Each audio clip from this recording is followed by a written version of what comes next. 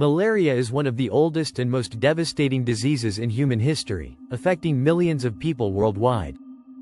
It is a mosquito-borne infectious disease primarily caused by the Plasmodium parasites. This disease thrives in tropical and subtropical regions, particularly in parts of Africa, Southeast Asia, and South America. Although preventable and treatable, malaria remains a leading cause of death in many low-income countries, especially in Africa, where the disease claims hundreds of thousands of lives annually, mostly young children.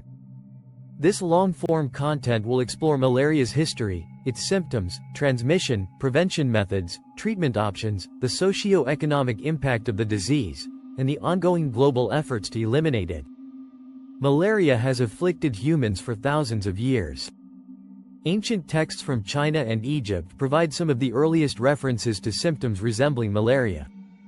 It wasn't until the late 19th century that scientists discovered the Plasmodium parasite as the causative agent and identified mosquitoes as the primary vector. The name, malaria, comes from the Italian words, mal, bad, and aria, air, as people once thought the disease was caused by bad air from marshes and swamps. The connection between mosquitoes and malaria transmission wasn't fully understood until 1897, when Sir Ronald Ross, a British doctor, discovered the role of mosquitoes in transmitting the parasite. This discovery paved the way for malaria prevention and control strategies. Malaria is caused by the Plasmodium parasite, which has 5 species that infect humans, the most deadly species and prevalent in Africa. More common in Asia and Latin America. Found mostly in Africa and islands of the Western Pacific. Less common and widespread but can persist in the body for years. A species found in Southeast Asia that primarily affects monkeys but can infect humans. The disease is transmitted through the bite of an infected female Anopheles mosquito. When this mosquito bites a person, the parasite enters the bloodstream and travels to the liver, where it multiplies. After a few days, the parasites leave the liver and infect red blood cells, causing the symptoms of malaria. Other less common methods of transmission include blood transfusion, organ transplants, use of contaminated needles from a pregnant mother to her baby, congenital malaria. Malaria symptoms can develop anywhere from 7 to 30 days after the infectious mosquito bite. Early signs are often flu-like, making diagnosis difficult without proper testing. The most common symptoms include fever, chills and sweating, headaches, nausea and vomiting, fatigue and weakness, muscle and joint pain. In severe cases, the disease can lead to complications such as cerebral malaria, affecting the brain, severe anemia, respiratory distress, organ failure, kidneys, liver, or spleen, low blood sugar, hypoglycemia. If left untreated, malaria, especially from P. falciparum, can be fatal. Young children, pregnant women, and individuals with weakened immune systems are at greater risk of developing severe malaria. Diagnosis is critical to ensure proper treatment and prevent death. Health professionals use various methods to diagnose malaria. A blood smear is examined under a microscope to detect the presence of Plasmodium parasites. This method remains the gold standard for malaria diagnosis. These are easy-to-use tests that can detect the presence of malaria antigens in the blood within 15–30 minutes. RDTs are particularly valuable in areas without access to microscopy. This test can detect even low levels of the parasite's DNA in the blood and is used in research and more complex cases. Treatment for malaria depends on the type of parasite, the severity of the disease, and the geographic region where it was contracted due to the presence of drug-resistant strains in some areas. Key treatment approaches include ACTs are the most effective treatment for P. falciparum malaria. These therapies combine artemisinin, derived from the sweet wormwood plant, with another antimalarial drug to reduce the chance of resistance and ensure a rapid reduction in the parasite load. Historically, chloroquine was the treatment of choice for malaria, but resistance to this drug has made it less effective, especially against P.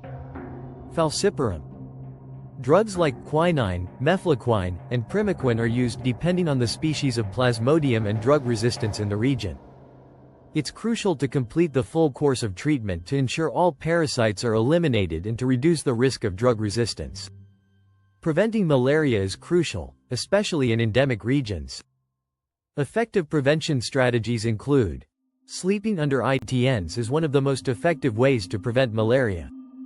These nets create a barrier between humans and mosquitoes and kill mosquitoes on contact. Spraying insecticides on the interior walls of homes kills mosquitoes that rest on the walls after feeding.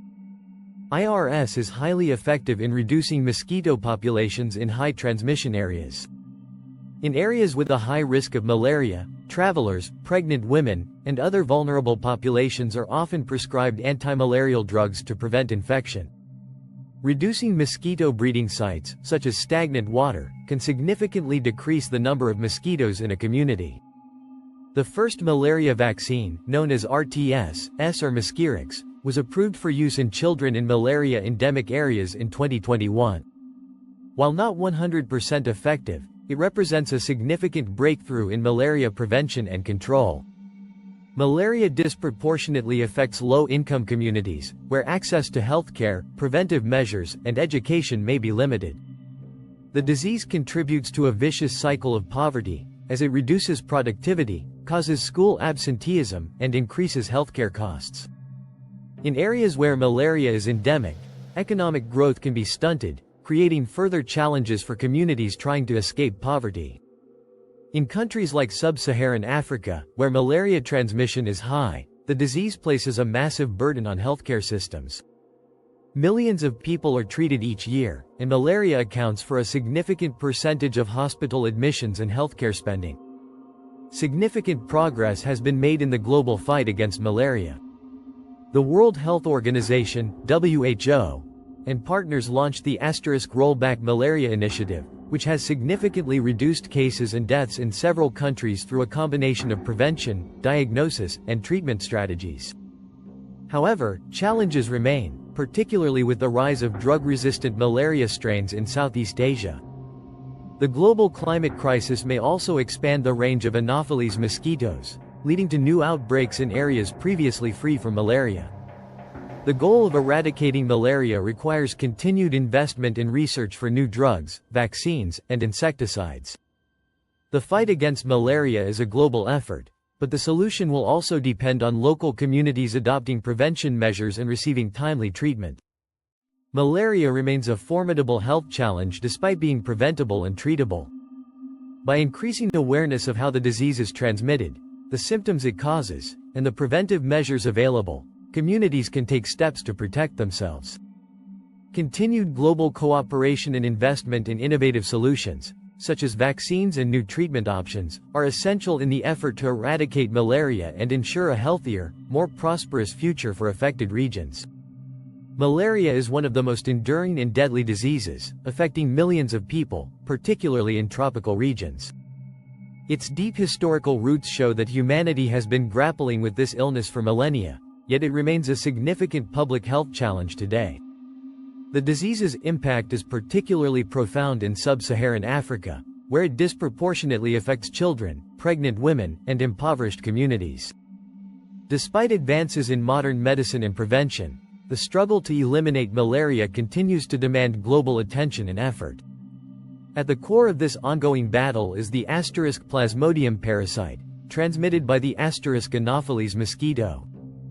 The life cycle of this parasite, its complex interaction with human hosts, and the factors influencing mosquito populations make malaria a uniquely difficult disease to control.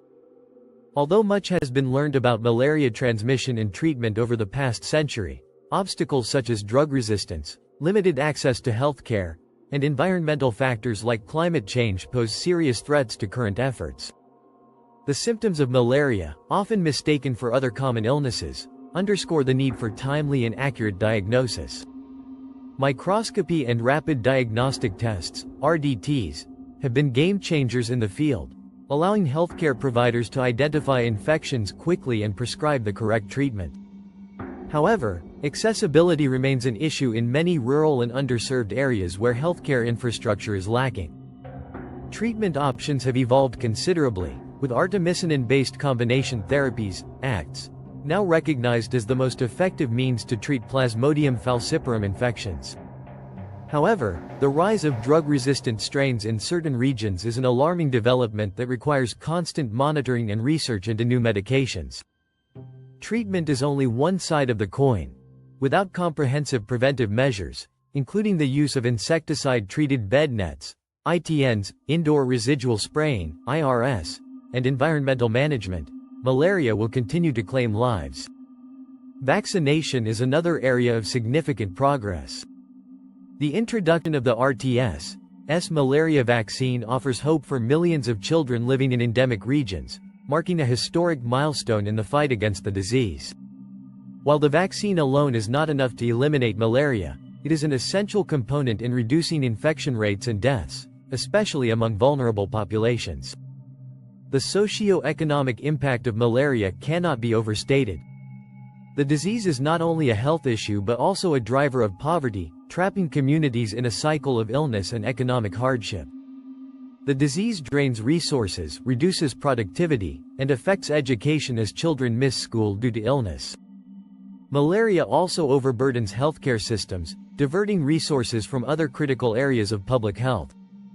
This economic toll underscores the importance of sustained investments in malaria control programs and innovative solutions to protect the most vulnerable. Global efforts to eliminate malaria have made notable strides, with coordinated initiatives like Rollback Malaria and WHO's Global Technical Strategy. These efforts have led to a significant reduction in malaria cases and deaths over the last 2 decades. However, eradication remains a distant goal, as the fight is constantly evolving with emerging challenges like climate change, which is expanding the range of malaria transmission, and drug and insecticide resistance. As we look to the future, the fight against malaria requires a multifaceted approach. Strengthening healthcare infrastructure, expanding access to diagnostic tools and treatments, investing in vaccine research, and empowering communities with the knowledge to protect themselves are critical steps in this global campaign. Moreover, continued collaboration between governments, international organizations, researchers, and local communities is essential to ensure the gains made are not lost. In conclusion, malaria is a complex and resilient disease that continues to claim lives, especially among the world's poorest populations. Yet, it is a disease that can be controlled and eventually eradicated through persistent global effort, scientific innovation, and effective public health strategies. The road ahead is long, but with sustained commitment, we can imagine a world where malaria is no longer a threat, and communities can thrive without the burden of this preventable and treatable disease.